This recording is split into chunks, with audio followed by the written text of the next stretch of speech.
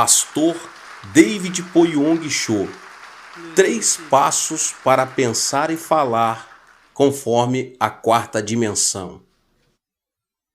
Para começar, precisamos de uma base que nos permita fazer uso dos pensamentos e da linguagem da 4ª dimensão em nossa vida diária. Da mesma forma que, para sermos salvos, necessitamos crer e aceitar Jesus como nosso Salvador, é preciso preencher alguns requisitos básicos para pensar e falar na 4ª dimensão. Isso é importante, porque forma nossa autoimagem espiritual. Os 3 passos que apresento agora servirão de filtro e desfarão todos os elementos negativos que estão em nosso pensamento e em nossa linguagem. O primeiro passo é o arrependimento. A maioria das pessoas sabe que o pensamento positivo e a linguagem positiva resultam em benefícios. De fato, ouvem-se muitos discursos e pregações em que se enfatiza a necessidade de pensar e falar positivamente. O estranho, entretanto, é que as pessoas não pensam nem falam de forma positiva, mas deixam-se invadir por pensamentos e palavras negativas. Como consequência disso, caem num poço de frustração e ansiedade. A Bíblia explica por que o homem, mesmo sabendo que o pensamento e a linguagem positiva são bons, mas não os põe em prática. Primeiro, o homem tem a tendência de pensar e falar negativamente. Deus não criou o homem dessa maneira. O homem foi criado segundo a imagem de Deus. Por conseguinte, ele deveria pensar e falar positiva, ativa e criativamente. Depois da queda de Adão, porém, a maneira de pensar e a linguagem foram corrompidas, tornando-se negativas. É por isso que as pessoas se acostumam ao pensar e à linguagem negativos e os consideram algo natural. Em segundo lugar, após a queda de Adão, as circunstâncias também foram corrompidas e, consequentemente, meus irmãos, o mundo passou a viver em meio à ansiedade, ao temor, à ânsia e à preocupação. O mundo decaído está cheio de coisas negativas. O que é negativo nos contagia especialmente pelos meios de comunicação em massa, pela TV, pelo cinema e pela publicidade. As notícias são negativas e transmitem uma mensagem que se resume em todos morrerão. Vivemos numa era em que as informações e o conhecimento que o mundo nos oferece nos causam temor. Resumindo, o DNA do pensamento do homem foi corrompido por causa do pecado. Além disso, o homem está exposto a circunstâncias negativas e é por isso que ele vive encerrado numa jaula de pensamentos negativos.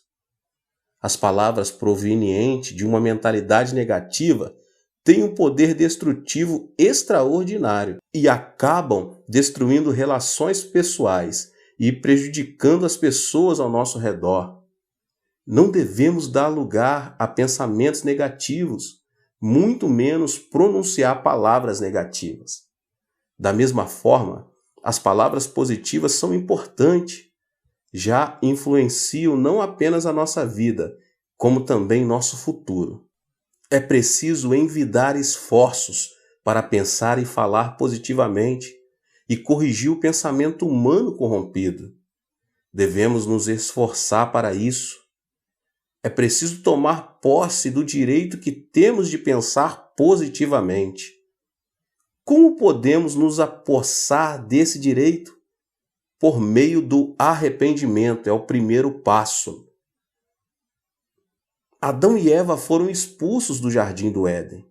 Assim, por mais que tivessem pensado positivamente, não poderiam mudar a circunstância e o seu destino, a menos que se arrependessem, recebessem o perdão de seus pecados e fossem aceitos por Deus. Primeiramente, devemos estar em paz com Deus para que o Espírito Santo opere positivamente sobre nossos pensamentos.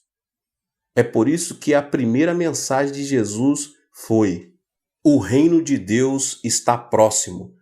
Arrependam-se e creiam nas boas novas. Marcos 1,15. Jesus disse que a primeira condição para a entrada no mundo do pensamento positivo é o primeiro passo, é o arrependimento. É preciso que nos aproximemos de Deus, arrependidos de nossos pecados. E o que é arrependimento, meus irmãos? A palavra grega metanoia não somente implica mudança de direção e abandono do pecado, mas também resulta numa mudança total que inclui pensamentos e emoções. Em poucas palavras, arrependimento é mudança de coração. Ou seja, arrepender-se é confessar e pedir perdão pelo egoísmo, pelos maus desejos do corpo, pela cobiça dos olhos e pela arrogância da vida.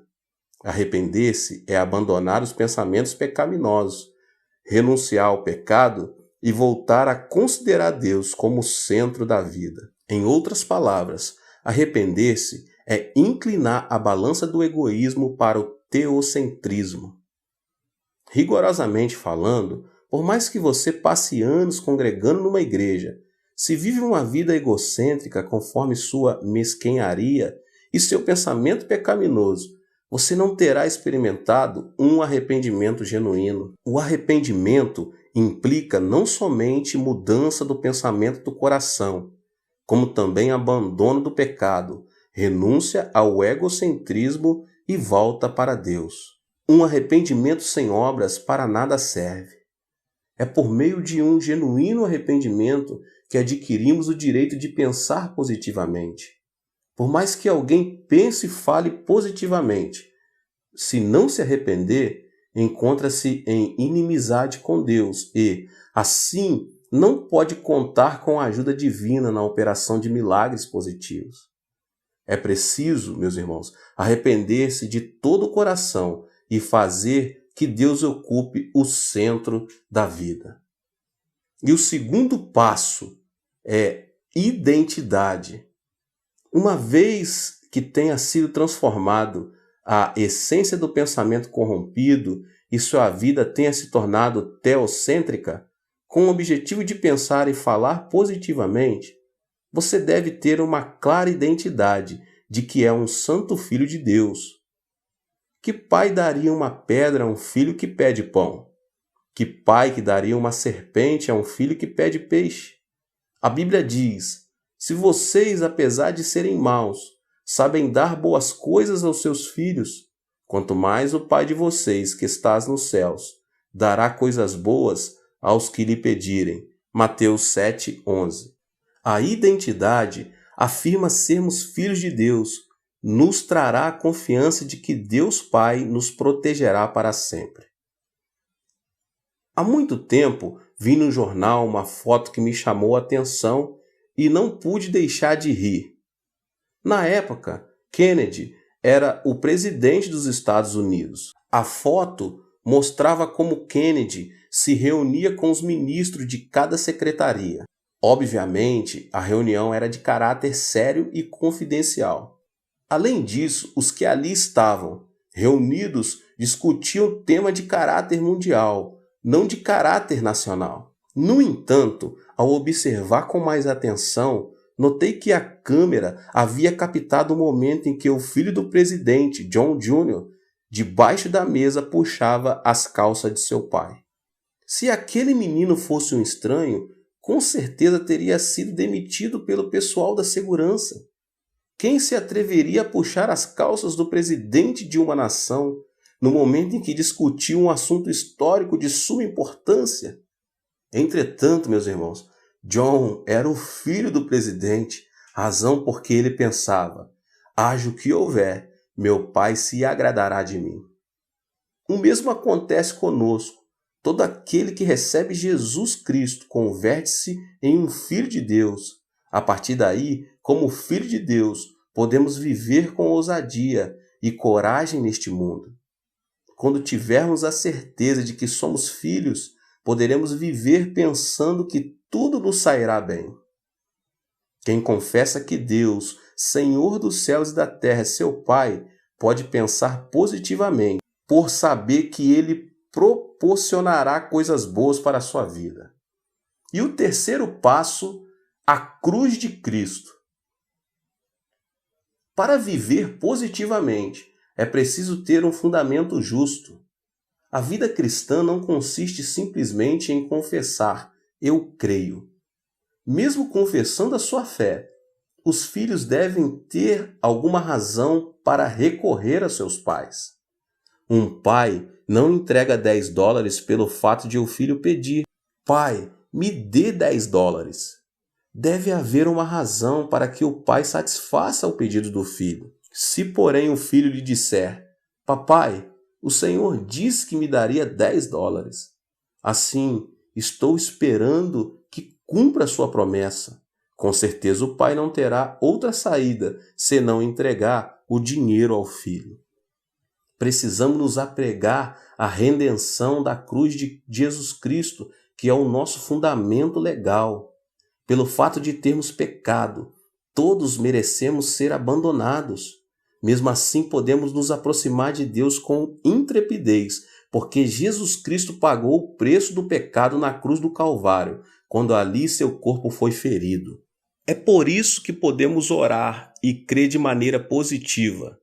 Se o Senhor não tivesse pregado na cruz, não haveria razão para que Deus nos perdoasse, apesar de nossos pedidos de perdão.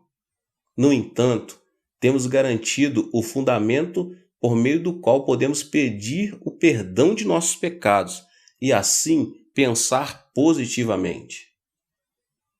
Para pensar e falar na quarta dimensão, primeiramente, você deve se arrepender e deixar que Deus ocupe o centro da sua vida.